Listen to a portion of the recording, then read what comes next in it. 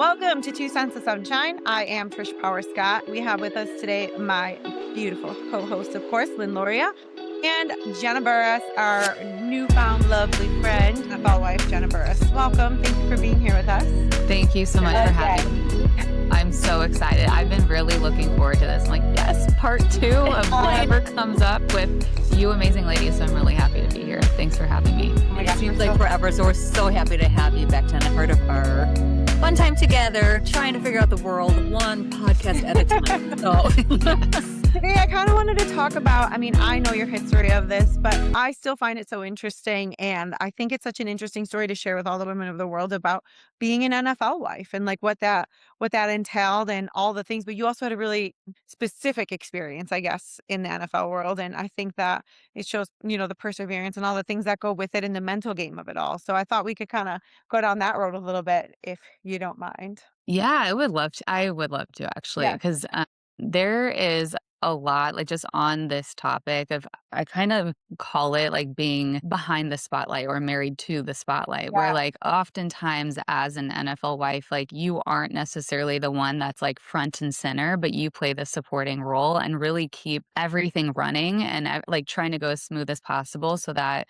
your spouse can focus and be able to play at their highest level and fulfill their dreams. So there's this whole other side that doesn't really get seen or talked about very much because oftentimes what you see, it's like the 5 seconds of the glitz and glam, but majority of it is a ton of sacrifice and it's Yeah. really, really difficult. Like it's hard in ways that a lot of people don't understand and a lot of people will invalidate. Like, so I think that there's a lot of from like the friends that I have gotten to talk to over the years, just since my husband played or like when he did play with them and since retiring really, like as I've gotten to talk to other friends, it's been really interesting to see this overlap of very similar experiences.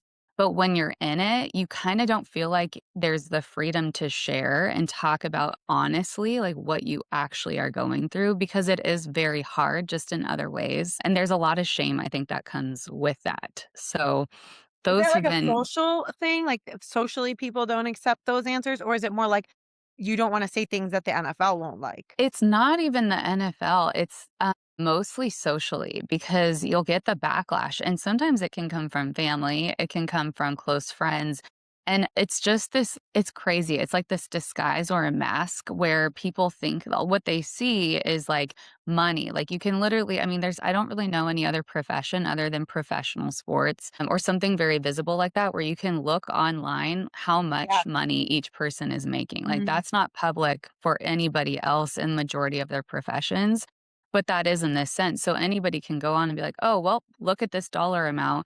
And somehow that means that because you're making this much money, that you don't have problems and you shouldn't be struggling. Like there's no struggles that you're allowed to really have. When the reality is it's like money isn't you kind of know that cognitively, like it doesn't solve everything, or else we wouldn't have all the problems that we Right. do in the world. But it's kind of used as like a disguise. Like I think that this thing gets really disguised and it can be so manipulative and it's very shiny. So like you can look and it looks very shiny. It's distracting. I guess that's like the best word. It's very distracting. So it can be difficult for other people on the outside to see the struggles that this person is having behind that. And then it's really hard to feel like you can actually speak up about it because if you do speak up and you're like, wow, this is really hard. I hardly see my husband, except for maybe an hour or 2 hours a day. And then I'm the one holding down the fort. A lot of times there's young kids involved. So like you are playing the solo parent for at least the season. But the thought of like bringing that up and sharing and saying like, this is really difficult, you get met with like, well, he makes all this money, like, you should be fine. Look at whatever car that you drive. Like, anyways, that I think is one of the biggest aspects that creates this sense of like suffering in silence, where you feel like I shouldn't, from at least for myself and a lot of the other friends I have talked to, it's this whole like, I shouldn't be struggling because externally I have these things. Like, Right. and all but it never makes it doesn't actually solve the problem. Yeah, it doesn't solve the problem and it continues the shame cycle. That makes imagine not. I cannot even imagine not being validated, maybe by the outside world. It sounds like there's a lot of jealousy there. Like you said, they have money, therefore that equates to she doesn't have a problem in the world, or they don't have a problem in the world. But when you say they invalidate you, or they do not validate, how I can't imagine how hard it is when it's people that you truly are close to. So how hard was that? Are there people that were your close friends that maybe, that those relationships suffered, or even family members? How do you remedy that or even just process it? Yeah, I found that I mean, we had been to like, throughout like our time together. We've been together since high school through college and then into the rose and all that. But so we've been to like different churches as we've moved and done all that. So I think it was kind of interesting too to experience some of that, like even in the church. And now what I have learned, it's called like spiritual bypassing, where it's just like this tendency to say like you're not allowed to feel pain, you're not allowed to like really struggle, like are uncomfortable with that, so like we're going to avoid that and pretend like it doesn't exist. So it's kind of this like layering effect. But yeah, I did find whether it was from different friends or I guess, like, primarily friends, and not necessarily like, I did have a really great group of close friends, but just people, I guess, who didn't know me as well. Uh, because for myself, I experienced a lot of depression. So, like, and then I continuously just beat myself up. Like, what's wrong with me? Because I did have an identity crisis at the time. It was kind of the perfect storm of like, it was very quick. Like, he got drafted the next day, he proposed, and then 2.5 months later, we got married. And then we moved to a city where I didn't know a soul. I had quit my job and stopped working for the first time since I was 12, and I had planned to like go to grad school and do all these things. And so for me, I very much felt like, who am I? What is my purpose? Like, what am I supposed to do? I didn't have kids at the time. I was like, do I get a dog? Like, what? Like, I need to figure out, like, what do I do with my day and my time? And then the sting for me was like, when people would ask, oh, what do you do? And I had nothing. I was like, I have nothing to say. I can't even say I'm a stay at home mom. Like, I don't have kids. So I guess I'm a stay at home wife. But like, I would, so I'd bury myself in like volunteer work basically to try and have this sense of like, I need to do something. I need to, but it really hit the wound for me of feeling like my value and worth was determined by what I did and performing and having some kind of a title, even if I was just a student.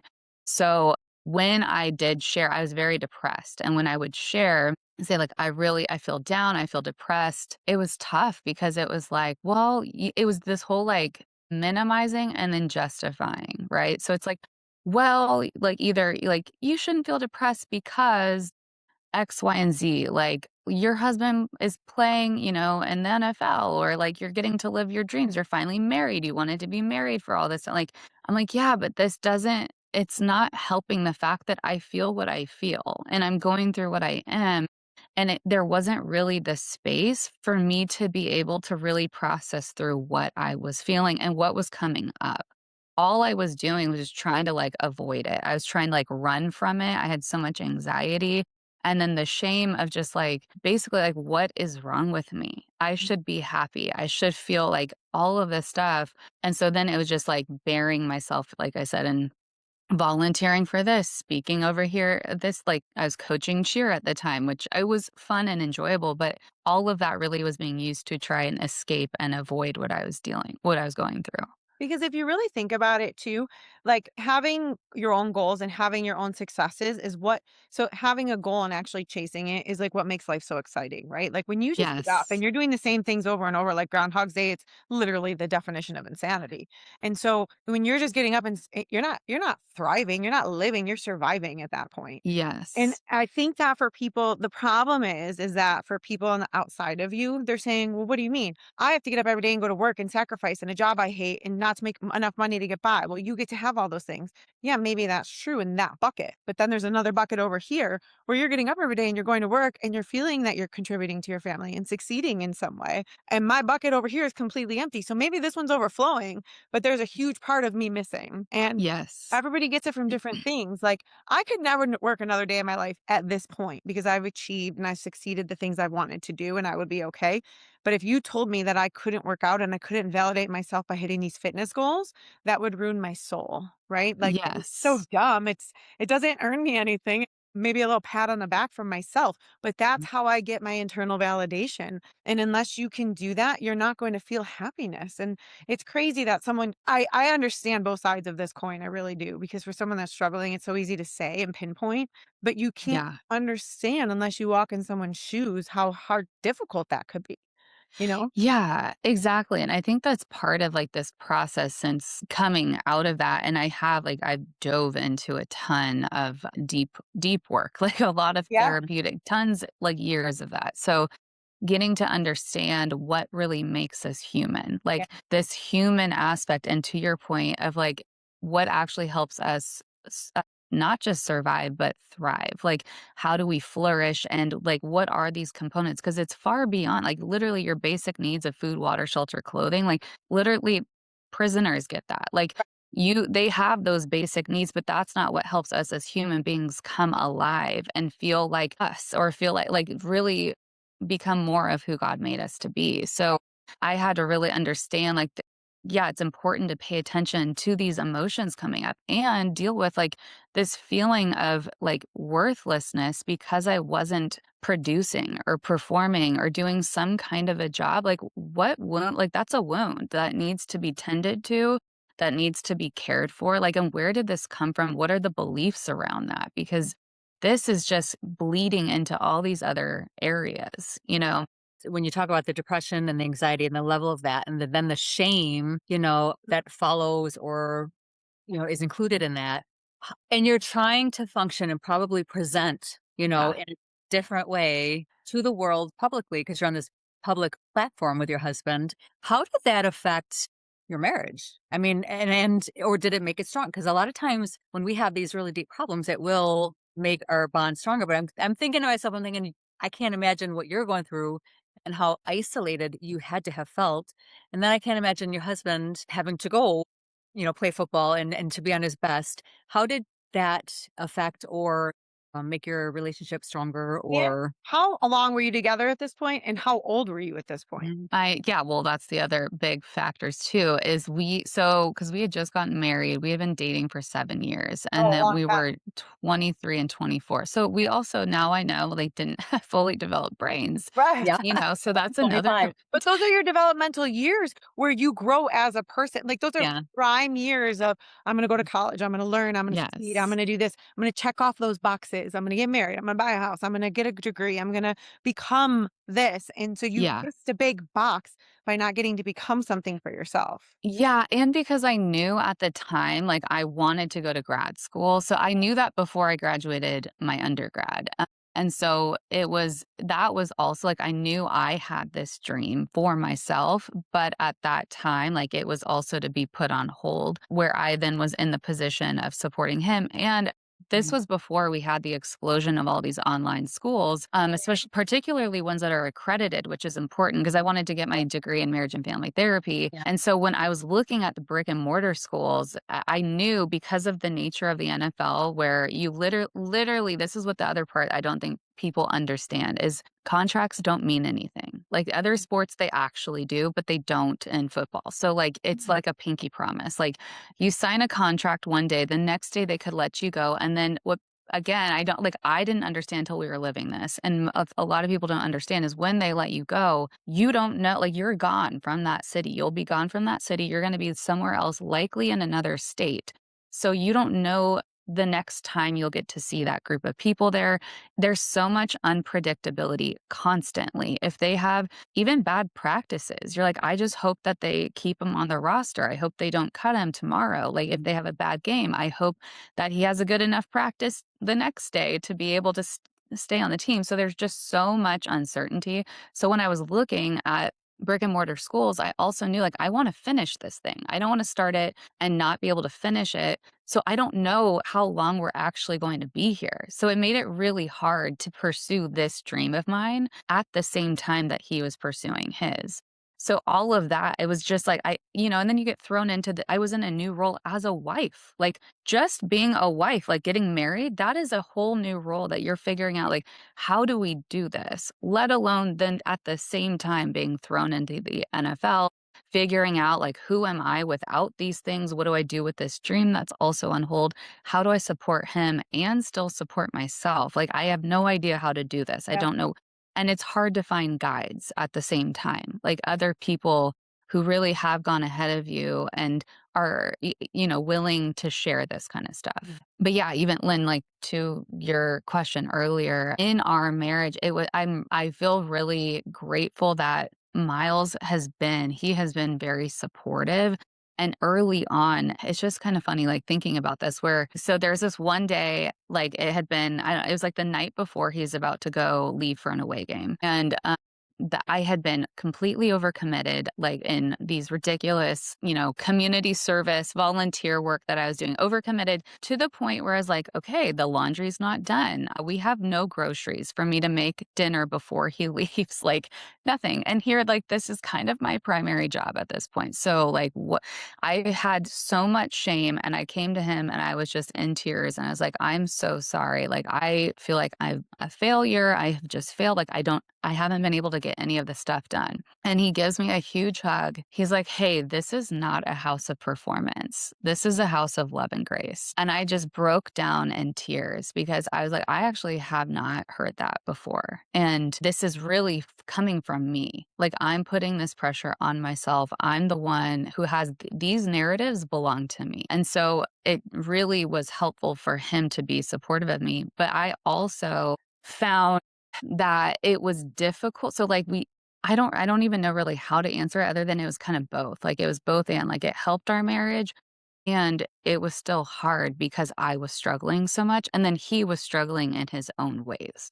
So like we were struggling in these different ways and trying to like come together and support each other the best that we could. But we were both really struggling. So it just made that part hard. How long did he play? And so from here, okay, so now you've moved and you're there and you're doing this. How long until he got hurt Yeah, so initially?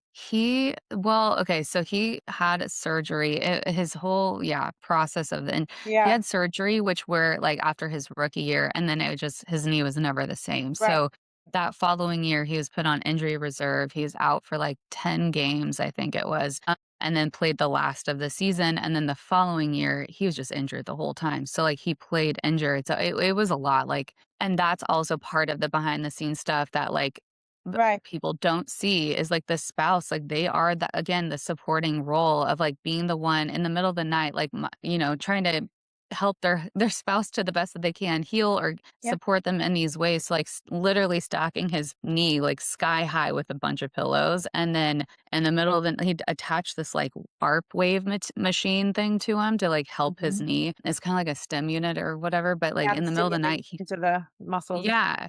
Well, then I'd wake up to him, like, groaning and just making these sounds in the middle of the night because he was in so much pain. And so then just trying like, he'd go on his, one off day a week, he would fly to Utah to go get, like, some PRP shots and Mhm. different stem cell stuff and his like, doing whatever he could. And then I'm trying to figure out, like, what can I do? Like, diet-wise, like, I don't know, Right. like, meeting different doctors, like, all these things. So, anyway, so after that And year. then the mental load on him, because mentally they are not okay. And I mean No. they, when I say that, I mean athletes. I don't mean men, I don't mean women, I mean Yeah. athletes. Any sport. If you're not doing that, I've been an athlete my entire life and now obviously not to that level. And I still struggle with that. What do you do after sports when that validates you? And that's why I run Yes. and do the crazy things I do now, the high roxes and all that, because they bring me that validation. They fulfill that need for me.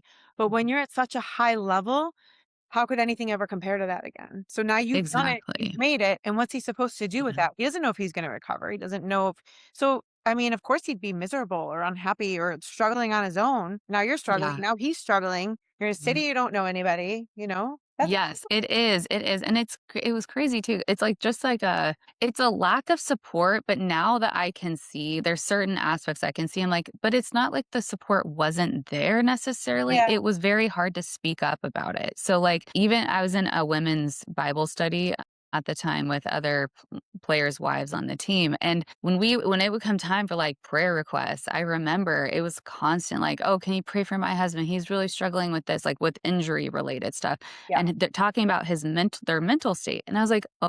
my gosh, like all of these guys that are being brought up right now are struggling in these similar ways. They have different injuries, but the similar mental struggle. Why won't they talk to each other? If they Oh, could Mhm. yeah. just talk to each other, Yeah. they would find out and realize they're not the only one. Mhm. And in that, and being able to realize, like, you're not the only one. There's other guys that are going through the similar stuff. It helps, like, what it does to our brain of helping us realize, like, oh my gosh, I'm not alone in this. And there's help available. There's other guys that understand. It helps take a massive load off your shoulders, Yeah. and so same with like, again, like, I think at the time I had no idea, first of all, how to name really what I was feeling. I didn't even know what I needed. And then the shame is what riddled me and kept me from really feeling like I could speak up and share honestly. And I don't think it's because the support wasn't there, because I still talk with several of those girls. And now, like, as we've been able to get together over the years, I'm like, oh, we're all open about this now. I think I just had no idea how to talk about this, Yeah. and I so think you should start a group now for the NFL wives, and you should be the lead of it. I mean, talk about like a purpose in the world, right? Like because you can't really talk about this unless you've gone through it, unless you've been on the other side of it, right? Like yeah, you can't, as a regular person, you can't comprehend. I mean, I understand you clear Yeah. as day and I feel it from you, but I mean, I didn't experience it. It's hard to like that's a really unique situation. And you're kind of yeah, owned by the NFL too, like you said. you Like are, you could yeah. literally be in one city today and next week you're at training camp in another one. Like it's like, Exactly. yeah. Yes. Like, I had a friend, they were with 7 different teams in Oh, 1 season. oh, And, like, again, the thought is like, oh, like, you look at TV, like, "Oh, there they are on the Jets," and then it's like, next week, "Oh, they're at Kansas City." It's like, yeah, who is the one packing everything up, figuring out the schools for their kids, figuring out movers, right, figuring out, like, the pediatricians? Like, that is a person behind that man who's, like, right, figuring out the logistics, trying to be the glue and keep everything together, yeah, so it's a lot.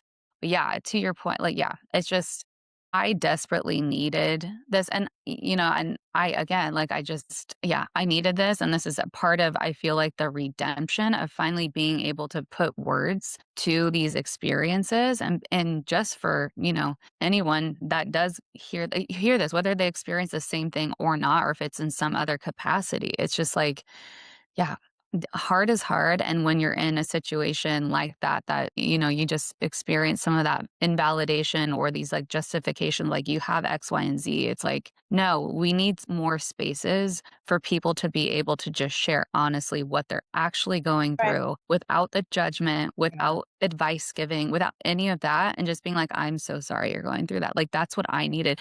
That is hard. That is That is like hard. Yeah, yes. it is Yeah, hard. I can't even imagine. So what I'm hearing is like I feel like you couldn't find your voice. You couldn't speak a lot of it, but you were hoping that someone would see you and someone would Yes. Oh recognize my that you gosh. needed someone just save me. And that is a Yeah. god awful horrible feeling. I can't even imagine. And especially when you're feeling that and then again I keep going back to shame because I don't think there's a more difficult feeling to work through is that shame and guilt. Yes. I'm not Yes. undermining depression and anxiety because they are beasts of their own, oh, but when you add that shame on it, that's really difficult. So, how hard is it to 100%. be feel like you are drowning? Like I said, no one can hear you, Oh, no one can see you. it is terrible, and for me, that is actually a very common theme in my own story from, like, way, way back. It's that suffering in silence is, like, a very key theme. So then as I've looked back and see how that has played out in so many ways, that hits a very, very core, like, deep Yeah. wound for me. And what you had said even of just being in that place of drowning and feeling like I need someone to see me. Like, I need to feel seen, like, that is a core need for every person. And there's, like, this story that comes to mind. I remember. Okay, so I'll kind of preface this with Mhm.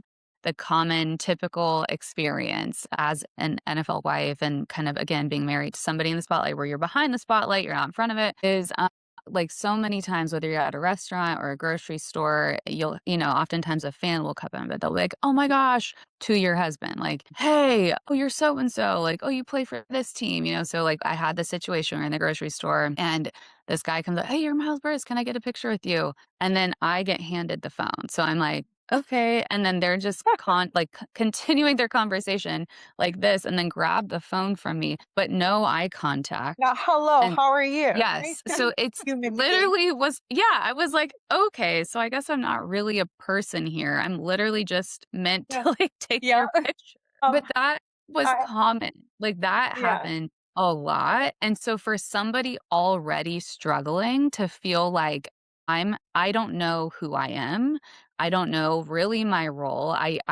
like, don't know what I'm to do, and I don't feel seen. I don't feel seen. So then when that would constantly happen and come up, it was constant validation of like, I'm not as important as Miles. He matters more. His Mm. dreams matter more than mine. Like there's this whole narrative at work. And then those actions continuing just fed the narrative. Even though it wasn't true, that's what I was experiencing. And so then I remember this was like a few weeks after that grocery store experience. And we were at church and we were about to leave. And there was a guy that ran out. He's like, "Hey, Miles, like, you play for the Raiders. I'm a huge Raiders fan." And he came up, he's like, "Hey, what's your name?" to me.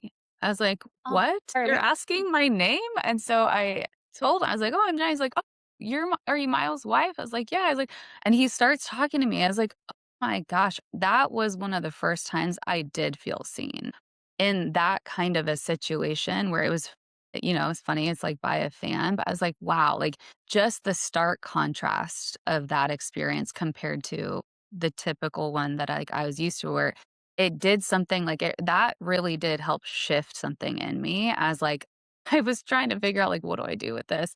But just that shift of like, oh, I'm a person too, and I matter too, right? And it was just like the beginning shift of change for that. So, and I was gonna yeah. ask that, how are you doing with finding yourself? How are you doing since feeling so lost in the Yeah. drowning? And I can imagine, and I hear it in you that, sometimes maybe you continue to get lost and have to find your voice through life or through life events. But how are you doing with finding purpose and passion and goals? And how are you feeling about your identity as a whole now, being out of the NFL? Yes, yes. Well, and so now there's been a good amount of time that has passed, and Mhm. I feel like so he retired from the NFL, and then since Miles has shifted and to a second career as an actor, screenwriter, all of that. So I feel like this is in a way another chance, like another opportunity as I'm getting to learn how he's still in this like more public career, if you will. And while he is, I get to navigate this differently. And so I do refer back to like that experience of what it was like while he played in the NFL as like, hey, I don't want to do this again. Like, hey, I want to. So it's been many years of this process. Like, really, it did start with being like, I've got to deal with my stuff. Like, I've got to deal with my crap. I need to do my own work. I need to figure out like what is going on with these wounds when I'm constantly like re-triggered like this. What are the beliefs that I have again around this whole thing of like, I don't matter as much. He matters more. Like realizing I've been now a few years into recovery from codependency. So that played a big part of this dynamic too, where now I'm like, no, no, no. Okay. Like we equally matter just as much. And that's just like a big process of getting to really, I feel like going into this discovery mode of discovering and being like, what is it that I really desire? What are those dreams that are there? Maybe they're still there. Maybe they're new. Like, I'm going to try these new things. And then also coming, like, in part of the therapeutic work, really understanding, like, the way that we're wired as humans is we're feeling beings. So, like, really get like learning how to deal with the feelings that come up and understanding they're attached to needs. So what are the needs here? And how do I take like those needs are meant to be followed by actions. So like what actions need to be followed to get those needs met? And I get to own that. Like I get to own it. I get to say like this is what I'm needing right now, or this is what I'm feeling right now, or this is what I'm struggling with.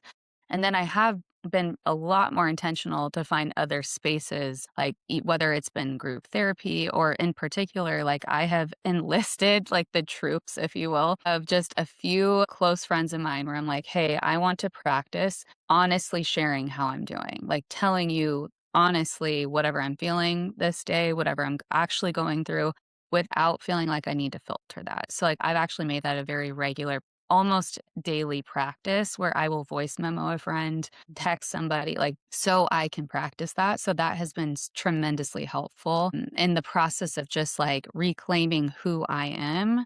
And again, just starting to shift more of those beliefs of being like, wait, like Miles and I both matter. Just because he's in the spotlight does not mean that his gifts matter more than mine.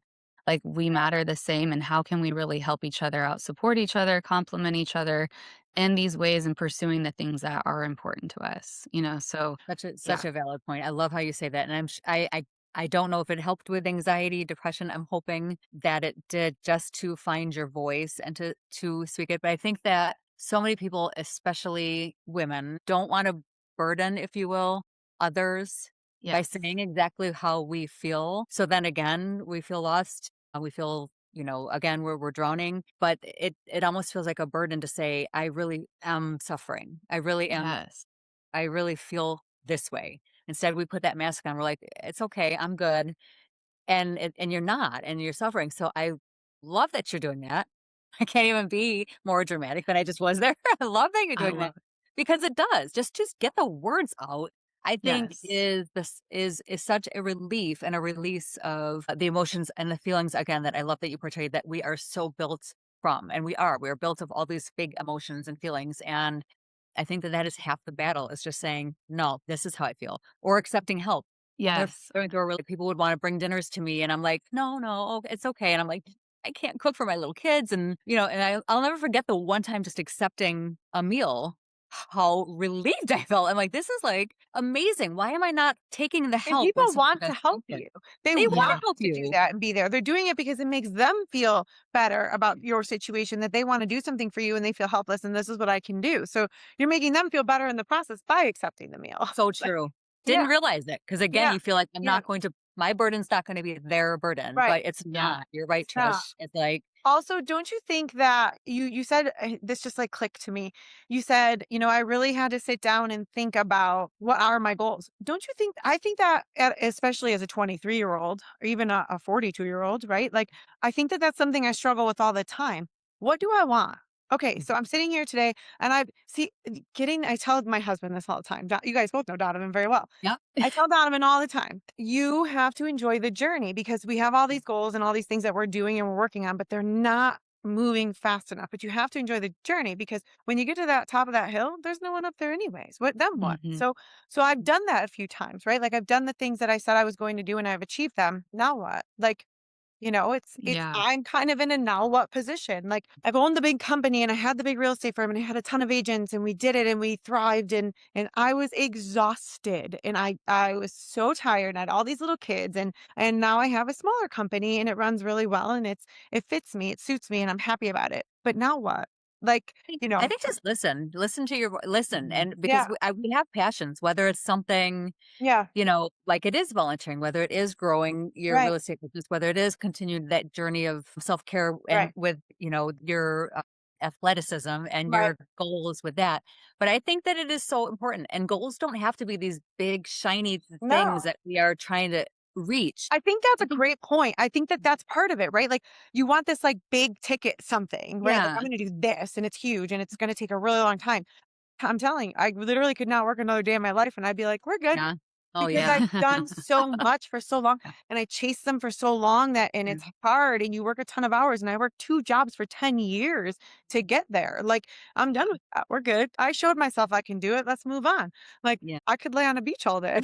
I'm Oh, good. hey, that sounds good. You had me at the I love that. But I think that you Yes. go through phases of life, and even in marriage, like if you don't go through the phases together, and that's why I feel like Miles is awesome because you really truly did put all these limitations and not limitations, but like expectations on yourself. He was not like, "You're my wife, cook Yeah. me dinner." Like that was Mhm. Yes, that exactly. wasn't it. He's been awesome from the jump. It's just figuring out where you're accepted to yourself. And I think Yeah. that we do that. We put so much pressure on ourselves of being so many things. And like really nobody's keeping score. Nobody has a chart on you. Like check that Exactly. one. Yeah. Yeah. So true. Right. And I feel like so much of that too, and like it's stripping away. That's kind of what I feel like has been this process I've been in for the past at least couple of years is like since having kids and all the things is being like, I actually need to remove the roles that I play, the role of Yes. mom, the role of wife, the role of anything else to understand I'm actually a person underneath all of those Mhm. roles. And Yep. me as a person, like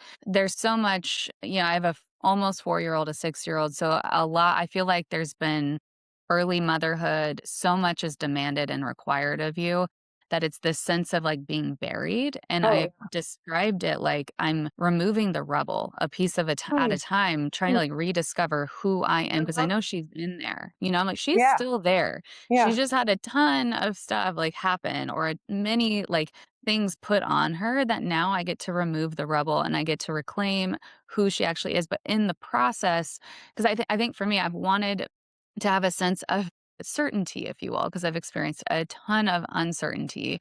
And so I wanted to, from the jump, be like, hey, this is it. This is my goal. This is the thing that I want to do just to have a sense of control, but I didn't give myself the space to try and to explore. Like, I need to first explore and try many different things that I may be interested in and have a thought about. Like, I wanted to try this or I wanted to do it, but I don't know for sure that that's going to be my 5-year goal or my 10-year goal. So, like, right. I need the space and the freedom to try and explore these things because I'm in the process of like reclaim. I'm in a new phase of life and being like, who am I now? Like, what are the things I'm interested in?